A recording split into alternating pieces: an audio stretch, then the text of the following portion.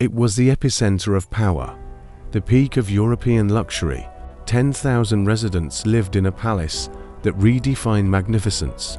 But the gilded truth of Versailles, that beneath the gold, crystal, and velvet lay a disgusting reality that would make modern stomachs turn.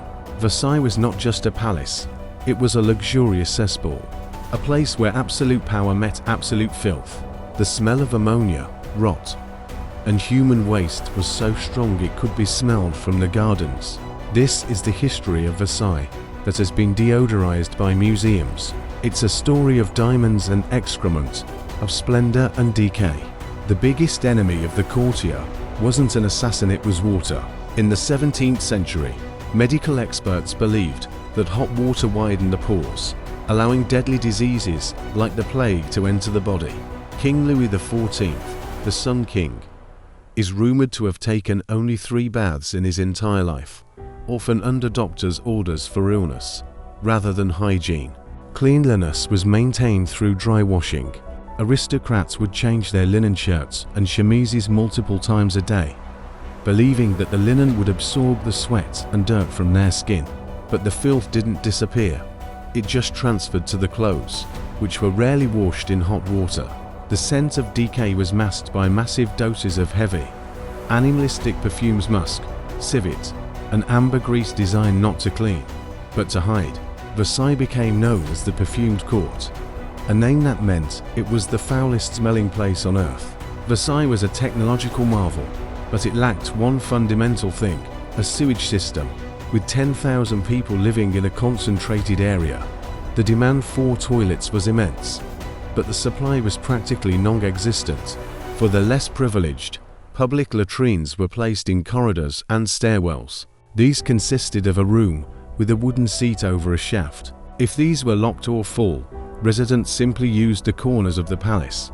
Public urination was not just common, it was accepted. Even the royal family wasn't safe. The heavily trafficked latrines often leaked into the bedrooms below them, and the contents of chamber pots were frequently emptied out of windows onto the very courtyards where the court walked. Up next, the breeding ground. To look noble at Versailles was to look infested.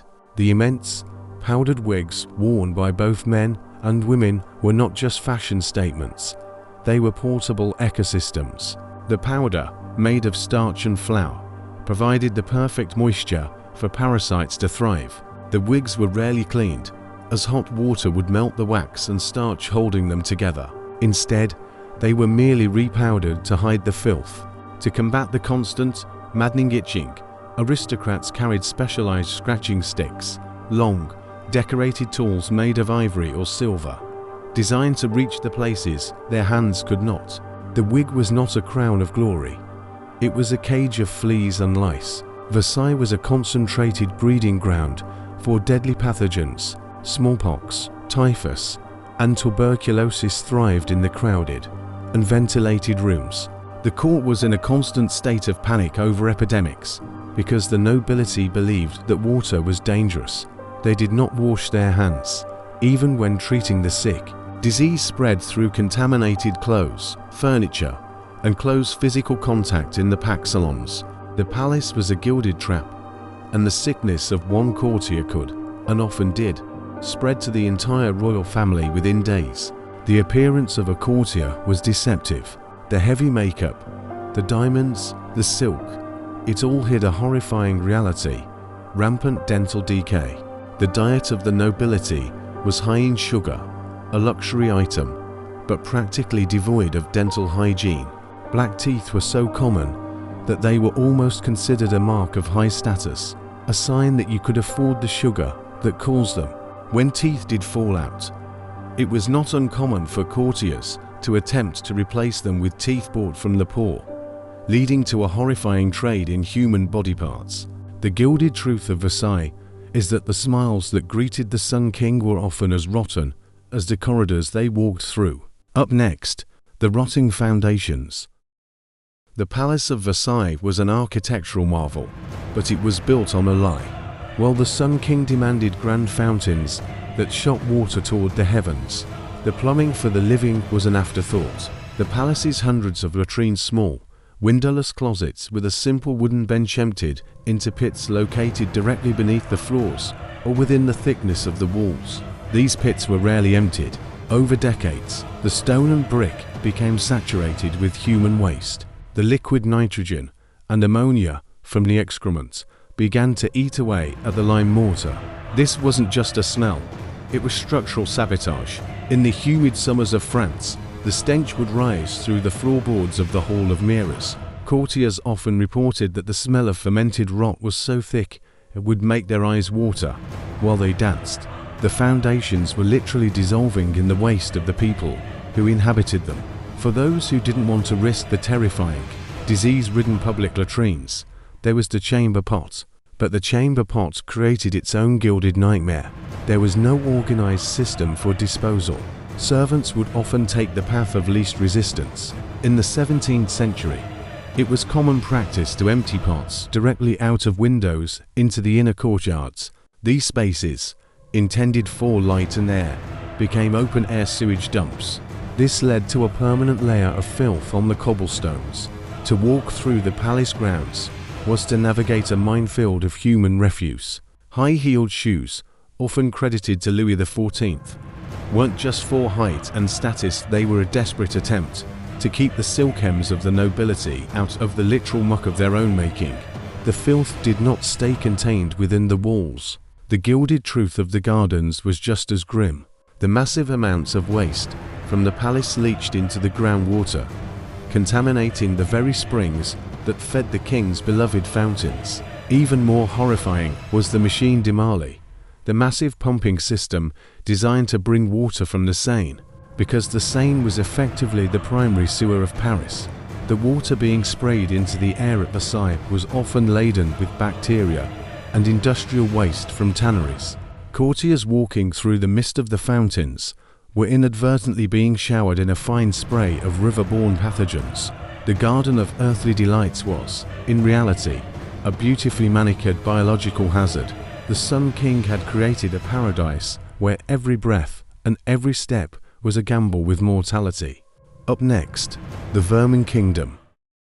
Beyond the tapestries and the oil paintings lay a second Versailles, an invisible kingdom of vermin. The palace was a paradise for rats, with thousands of pounds of food being prepared in the kitchens daily and human waste accumulating in the walls. The rodent population exploded.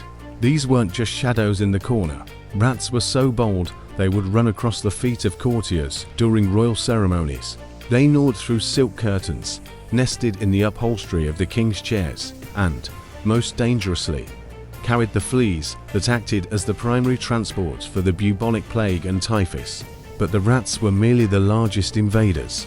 The true masters of Versailles were microscopic. The sheer volume of unwashed bodies and stagnant waste made the palace a gilded incubator for parasites. To survive life at court, you needed more than just a title. You needed a survival kit, because the lice and fleas were so pervasive. Scratching sticks grattoirs became essential fashion accessories. These were long, elegant rods used to reach under wigs or down the back of heavy velvet doublets to relieve the maddening itch of 100 bites. Then there were the flea traps.